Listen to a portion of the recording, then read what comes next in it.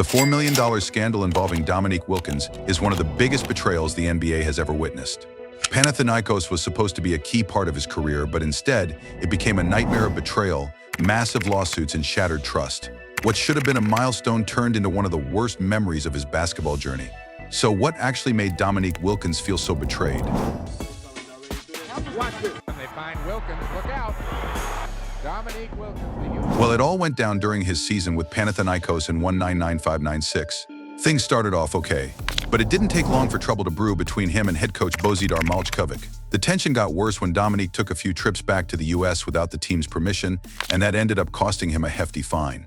But the real breaking point came during the Greek League Finals. It was the deciding game, everything was on the line, and Wilkins didn't suit up. He said he was injured, but the team didn't buy it. That moment made everything unravel. Panathinaikos reacted hard. They didn't just cut ties with him, they went straight to court, trying to stop him from collecting $4 million he was promised. They argued that his absences and the way he handled things were out of line.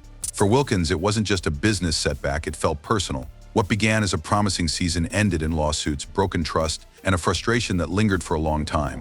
It was equally frustrating for his fans, too. Let's be honest, watching an iconic NBA player like Wilkins go through something like this was tough to watch. Given how solid and respected he had been since entering the league, it was upsetting for people who had admired his excellence from the start. From the very beginning, Wilkins managed himself and his skills in a way that made him stand out. His journey in the league started when he was selected 3rd overall by the Utah Jazz in the 1982 NBA draft. But right from the start, things didn't go as planned.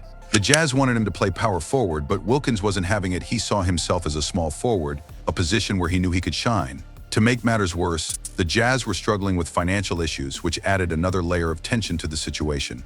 After just a few months in Utah, the team traded Wilkins to the Atlanta Hawks in exchange for John Drew, Freeman Williams, and $1 million in cash. Looking back, that trade is now considered one of the most lopsided in NBA history. Drew and Williams only played a combined 4 seasons for the Jazz, while Wilkins went on to become the face of the Hawks. In his first season with Atlanta, Wilkins quickly showed why he was worth the trade.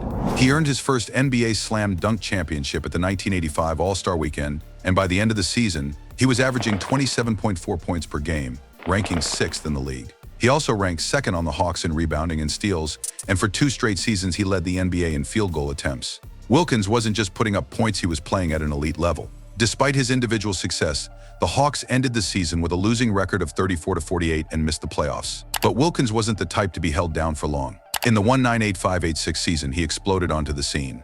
He led the league in scoring with an average of 30.3 points per game and earned his first All-Star selection. He was also voted to the All-NBA first team, solidifying his place among the league's best. However, he lost his Slam Dunk Championship title to a surprising competitor, his own teammate, 5'7" Anthony Spud Webb, who took the crowd by storm with his incredible vertical leap. That season, the Hawks turned things around, finishing with a 5-0-3-2 record. Wilkins had a memorable 57-point game and continued to be a force on both ends of the floor. In the playoffs, Atlanta made it through the first round, but their run ended in the Eastern Conference semifinals against the Boston Celtics, the eventual NBA champions.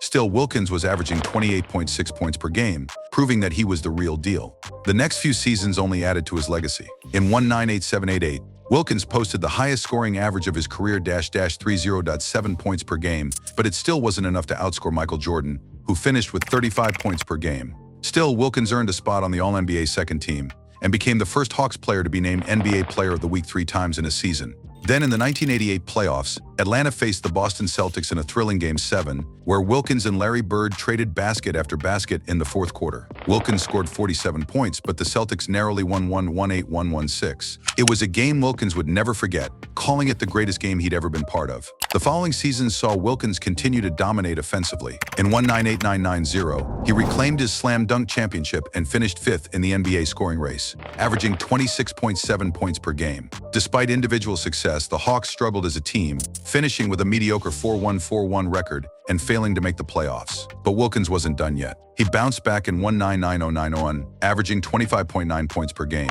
leading the Hawks in scoring for the 8th straight year. He also led the team in rebounds for the first time in his career, averaging 9.0 boards per game. The Hawks made the playoffs again in 1991, but they were ousted by the defending NBA champions, the Detroit Pistons, in the first round. Wilkins continued to perform at a high level, averaging 27.2 points in the postseason, but it wasn't enough to carry the team past the Pistons. Still, he made his 6th All-Star appearance and was named to the All-NBA second team for the 3rd time in his career. Then, in January 1992, Wilkins faced a major setback. He ruptured his Achilles tendon during a game against the Philadelphia 76ers, ending his season prematurely. It was a tough blow, but Wilkins wasn't one to stay down for long. He returned in 1992-93, recovering from the injury and playing at an incredibly high level. That season, he scored 52 points in a double overtime game against the New York Knicks, showing that he was back and better than ever. Wilkins also made history that season when he set an NBA record for free throws made in a game without a miss, hitting 23 of 23 attempts against the Chicago Bulls. By the end of the season, his scoring average had climbed to 29.9 points per game,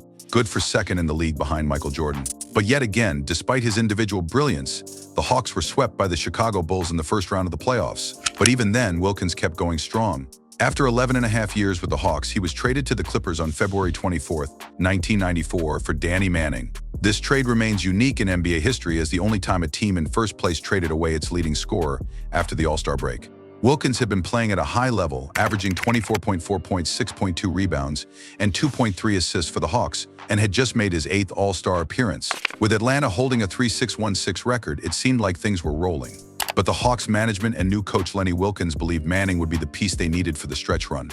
Still, a lot of people suspected money played a role in the trade.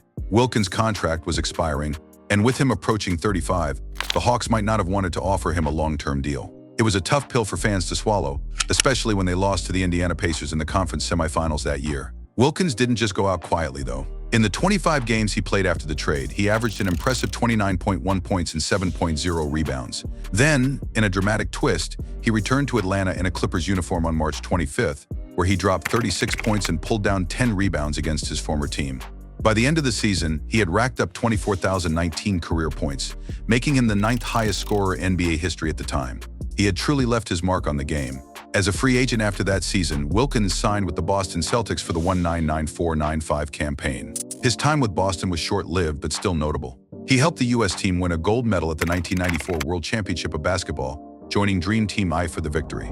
Back in the NBA, the Celtics made the playoffs, but they were knocked out in the first round by the Orlando Magic. Wilkins averaged 19.0 points during the series and made history by scoring the Celtics' final point at the old Boston Garden before it closed in 1995. Then came the infamous period with Panathinaikos, which for many would go down as a betrayal. After that, Wilkins returned to the NBA for the 1996-97 season, signing with the San Antonio Spurs. The team was building something special, and Wilkins, in his role as a veteran, helped solidify their bench scoring, averaging 18.2 points per game that year. His time with the Spurs also marked a turning point for the franchise. He was the last player to wear 21 before Tim Duncan, who would take over that iconic number the next season. Wilkins also had the distinction of playing under Greg Popovich, who was making his debut as the team's head coach. But after just one season with the Spurs, Wilkins was off to Europe again, this time signing with Team System Bologna in the Italian League for the 1997-98 season. He continued to prove he was far from done, averaging 17.8 points, 7.3 rebounds, and 1.7 assists per game in 34 Italian League games. He also played 20 games in the FIBA EuroLeague that season, putting up similar numbers, 17.9 points, 7.0 rebounds, and 1.7 assists per game. Finally, in 1998, Wilkins made his last NBA return, this time with the Orlando Magic, where he played alongside his brother Gerald. It wasn't the same dominant Wilkins of the past, but he still made an impact. In 27 games, he averaged 5.0 points and 2.6 rebounds per game, bringing his career full circle with one last shot at the big leagues before calling it quits. And now that's what we call a legendary career, right? Let us know your thoughts in the comments below, and don't forget to like and subscribe. We'll be back soon with another video. Until then, take care.